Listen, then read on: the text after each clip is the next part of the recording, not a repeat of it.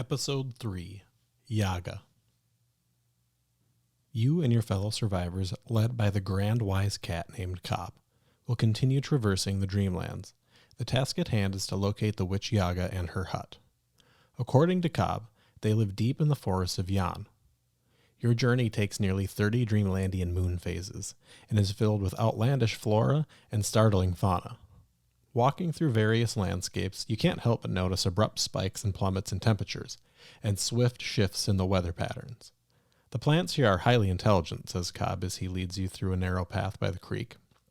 They are also profoundly intentional, capable of manipulating the weather to accommodate their immediate needs. Animals, on the other hand, are quite uninvolved, only ruled by the instincts of hunger and survival.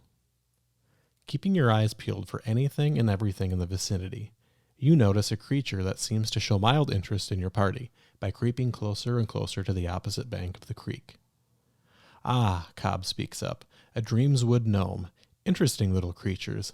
See how charming and welcoming he appears? Looking at the gnome, you feel an overwhelming sensation, an urge even, that he could and should become your best friend and closest confidant. You need, in fact, to befriend this gnome immediately. Cobb catches your focused gaze. Just wait till you see him up close. You'll change your mind real quick.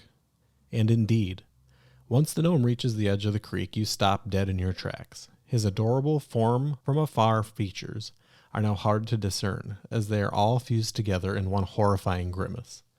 As he moves one part of his being, everything else is pulled and twisted in response, seemingly to its almost popping maximum. Come on, Cobb pulls you out of your stupor. No time to waste. As you try to recover from your encounter with possibly the most disturbing thing you've ever seen, Cobb stops abruptly. This is it. The edge of her dominion. Do your best to stay grounded in reality. Keep your item close and do not give in to temptation. Cobb takes a serious tone. This witch has plagued your kind for thousands of years. She is not your friend. You will have to pay her for her services. He takes a step forward and passes through a shimmering light field you swear wasn't there a moment ago. Albeit hesitantly, you follow your sagacious guide. Once on the other side, the smell of sweet bread, seared meat, and ale saturates the air.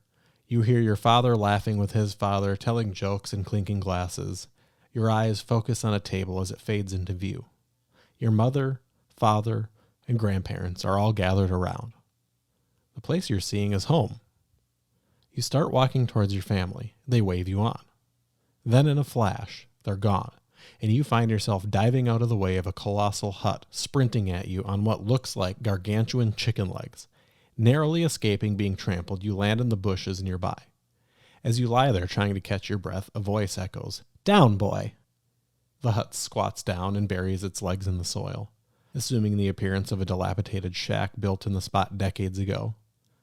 You raise your eyes and see the most beautiful dark-haired woman you've ever beheld. She's dressed in a magnificent deep green robe, her eyes of bottomless gold cut right through your very soul. She gives you a shy side smile, thick hair obscuring part of her face. What business does one as beautiful as you have with a hermit such as me? Her shy smile grows even more playful. I'm sorry about my hut. He's very protective of me. She steps through the shrubbery, her body shimmering as she starts walking. That's when you catch a fleeting glimpse of an old, hunched-over woman in a tattered robe leaning onto a large cane. But just as quickly as her image changed, the woman was stunning once again. She approaches you, hands stretched out. You can't help but notice her perfect porcelain skin, almost like she was made out of wax.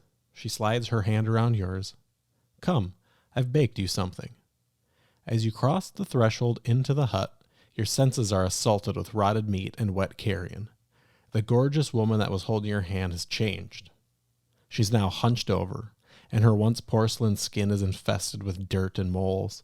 She turns to look up at you. That playful smile is now a mouthful of black and yellow teeth. Her gums bleed, oozing pus. Welcome home, my love, her grin growing. Please, have a seat. She waves her hand, and a stool appears. Once you sit, she walks over to a large, steaming cauldron, snatches a battered ladle off the side, and scoops a hefty pour of stew. Please, eat. As she hands you the bowl, you comply, knowing you don't have a choice. You tip the bowl to your mouth and take a large swallow. As the broth fills your throat, you feel hard, sharp, but small objects flow down. When you tip the bowl away, the missing broth reveals the chef's secret.